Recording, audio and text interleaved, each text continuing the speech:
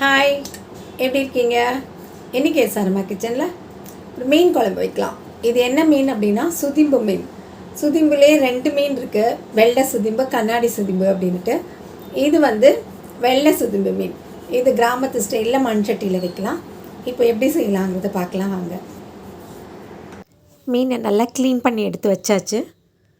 இப்போது தேவையான பொருள்லாம் பார்க்கலாம்.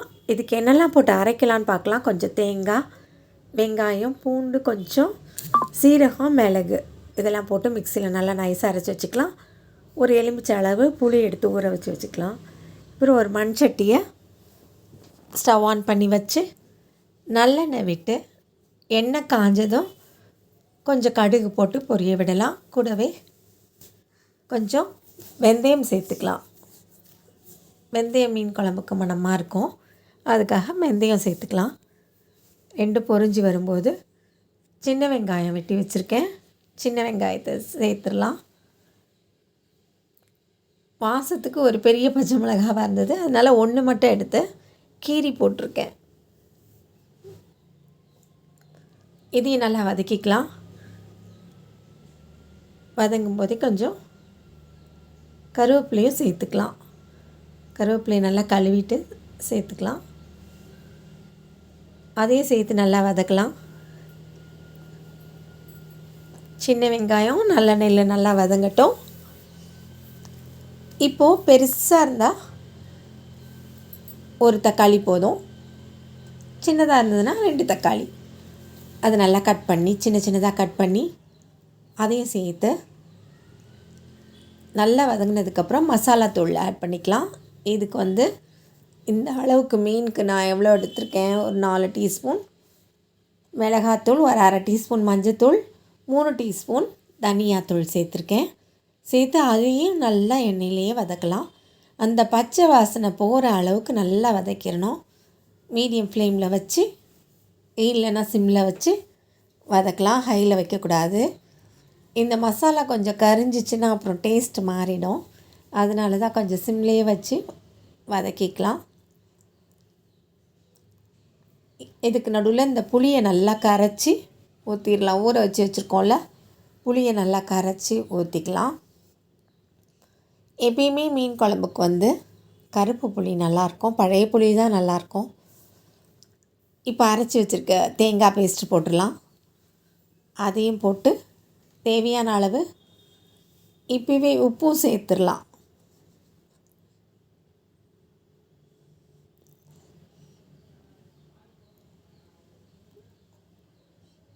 உப்பு சேர்த்துட்டு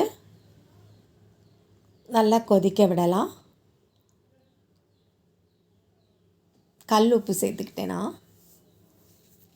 நல்லா கொதிக்கட்டும்.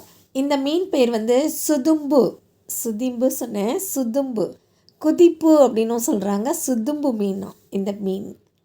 இது நல்லா டேஸ்ட்டாக இருக்கும். இந்த மீன் நடுவு முள்ளு தான், அதனால் இப்படி எடுத்தோன்னா அப்படி 2 பக்கமும் அப்படி கலண்டு வந்துடும், நல்லாயிருக்கும். அதனால் பிள்ளைங்களுக்கு கூட தைரியமாக கொடுக்கலாம். சின்ன பிள்ளைங்களுக்கு கூட இந்த முள் குத்திருமோ அப்படிங்கிற பயம்லாம் வேண்டாம். இப்போ நல்லா கொதித்ததுக்கப்புறம் மூடி வச்சிடலாம், நல்லா கொதிக்கட்டும். ஏன்னா ஃபஸ்ட்டே நல்லா கொதித்து காஞ்சிருச்சுனா தான் அந்த மசாலா வாசனை எல்லாம் போயிட்டு நல்லாயிருக்கும். நல்லா காஞ்சதுக்கு அப்புறமா தான் நம்ம மீன்லாம் சேர்க்கணும். இப்போ பாருங்கள், மீன் குழம்பு நல்லா இந்த மசாலாலாம் சேர்ந்து நல்லா காஞ்சிருச்சு. இப்போ நம்ம மீனை சேர்த்துக்கலாம்.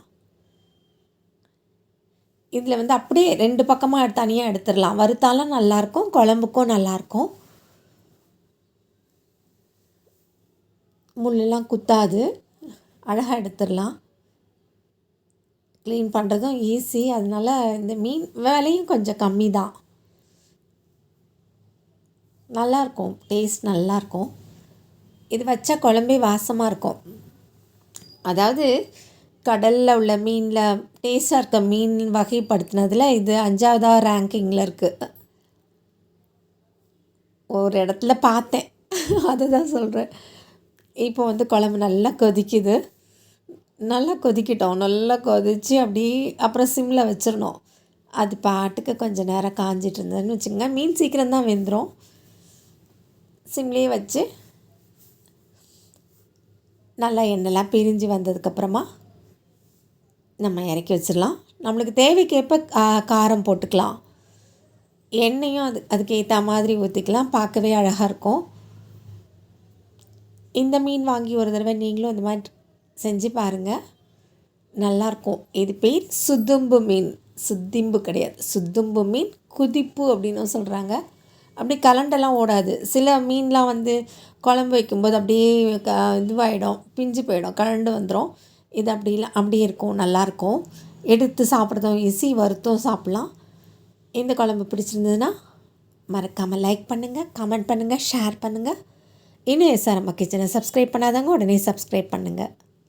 வீடியோவை முழுசாக பார்த்து சப்போர்ட் பண்ணுங்கள். மீண்டும் சந்திப்போம். நன்றி, வணக்கம்.